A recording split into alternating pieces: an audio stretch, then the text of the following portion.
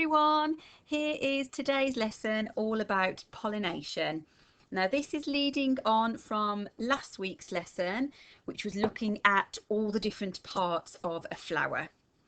Okay, so first of all, here's another little challenge for you. I hope you managed to learn a few plants and flowers this week. Here are some pictures of flowers. I've taken a couple in my garden and I've taken some from out and about on walks. And I've got a couple from the internet. Okay, so have a good look at these flowers and see what you think. Can you name any of them? Pause the video. Okay, and now we'll have a look at the names of these flowers. So first of all, we've got a Welsh poppy, this yellow one in the corner. Then we've got a fuchsia. Fuchsias are beautiful. The flowers are very abundant on the plant, and I think they look like little tiny fairies. Okay, then we've got a foxglove, sunflower. Hope most of you recognise the sunflower. A hawthorn and cow parsley. You'll often see these on hedgerows and in woods and so on, and they often grow quite closely together. If you look carefully, you will see the flowers are slightly different. They do look quite similar. Obviously, they've both got white petals, but there is a tiny bit of difference in them. Cow parsley tends to be like a smaller bush as well, and the hawthorn will have thorns on the actual plant as well. Okay, now the next one, we've got a rose, beautiful. I wish they were in my garden. And I've got a leaf here, which is a maple leaf on there. Okay, and again, I do strongly recommend the Plant Snap app. If your grown-up gives you permission, it's really handy and it's fabulous to walk around and you can take a little picture of whatever plant you see and it will give you the name of it straight away. Okay then, so here's a little reminder first of all of the parts of a flower that we looked at in our previous lesson. So we've got the female part of the plant here, the carpel, which has got the ovule in, the stigma, the style, the ovary, and pollen. You can see some pollen stuck here as well. And we've got the male part of the plant with this, which is known as a stamen, with the anther on the top and the filament. Okay, and also you could if you wanted to watch the video again, this PowerPoint is on our Google Drive, so if you want to click on it, you can more than welcome to watch the video again with a little silly lady dancing, which is quite amusing, and it tells you all about pollination as well on there. Okay, so what pollination is? Pollination is when pollen from the anther of a plant is transferred to the stigma. And there are two main types of pollination: insect pollination and wind pollination. The flower, normally looks beautiful with beautiful bright coloured petals, which attracts insects, like a little landing strip on there. And insects like bees and butterflies, they're attracted to the bright, beautiful colours of the petals and the sweet scent as well. And they like to drink a sweet liquid called nectar, which is found in the flower. So if we look at insect pollination first of all, and when an insect goes into the flower to drink the nectar, some little grains of pollen brush off the anthers onto the little bees or whatever insect onto their body. And then when the insect then flies to another flower for more nectar, the grains of pollen that are on the insect transfer from the insect's body to the sticky stigma of the new flower. And that is pollination. And I love this picture of the bee there, looking really cute.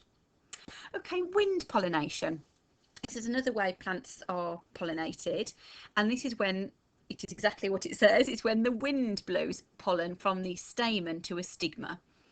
Now, most wind pollinated flowers, they've got dangling stamens that release clouds of pollen light enough to float on a breeze. And a dandelion is a really gorgeous example of this. We know a dandelion has the yellow leaves to start with, those yellow petals, sorry, not yellow leaves, yellow petals to start with. And a dandelion transforms from its yellow petals, it loses its yellow petals, it kind of clumps them all together and it loses them, and it transforms into this head of fluffy seeds and so on. And all the little seeds float away on what look like little tiny parachutes. So these are all seeds, and that disperses all the seeds and it's taken away on the wind quite a far distance, which is why dandelions, you will see them everywhere. because when they get to this point, when they've gone all fluffy, a slightest breeze, you can pick them and blow on them yourself, and you can see all the seeds shoot off as well. Another way that plants are pollinated is through animal dispersal. So if a little creature such as a squirrel or a bird eats the seeds or the fruit from a plant, or gets carried away by animals, the animals either swallow or drop the seeds, and if they swallow them and then have a poo, the seeds come out in their poo, and that means the seeds are now dispersed elsewhere, so the plant continues to grow once it's taken its seeds, and it spreads itself everywhere. And an example of a little squirrel here, they usually bury their acorns, but they might forget where they've buried them, or they might forget they've actually got some, and then they leave those little acorns on the ground and they grow into oak trees. So squirrels, as much as probably don't want to see them in the garden all the time, but they are really, really super duper at helping to plant trees. Okay then, so pollination and fertilization. So the pollen that has been stuck onto the stigma from the top, either whether it's stuck on by the wind, or from an insect, it then travels down the style. If I get my little highlighter on here, so it travels from the stigma down the style towards the ovary of the plant.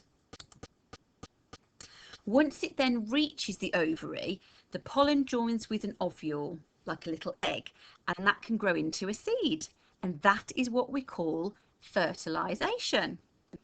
So a poppy seeds, on poppies you can see this is the ovary of a poppy, and it can be really, really enlarged as well. You can see it looks like a little ball there. And then in a pea seeds grow inside the ovary, or the pea pod, if you've ever seen a pea pod.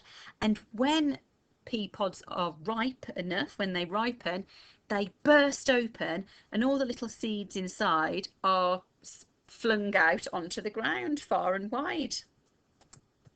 Okay then, so here's some activities that you could do now.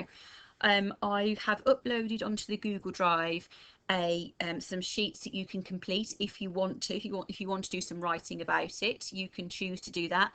There are 3 different sheets on there. They go from 1 star, which is where you can cut out some sentences and put them in the right order and so on, to 3 star, where you've got a bit more of your own writing to do. So it's up to you whether you want to complete those ones. If you wanted to, you could create a poster or a fact file or something explaining the pollination process. But if you do that, please remember to use the correct scientific vocabulary. We've got a lot of that vocabulary down here, such as a petal, fertilized, dispersed, pollen, and so on. Please make sure you use all of the correct scientific vocabulary.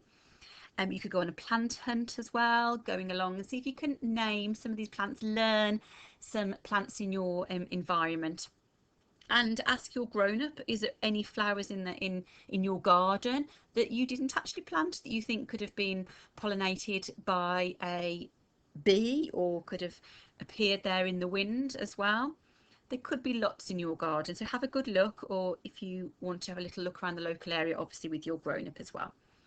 Okay then, so happy plant spotting. I hope you managed to learn a few plants, and have a lovely, lovely weekend. Goodbye.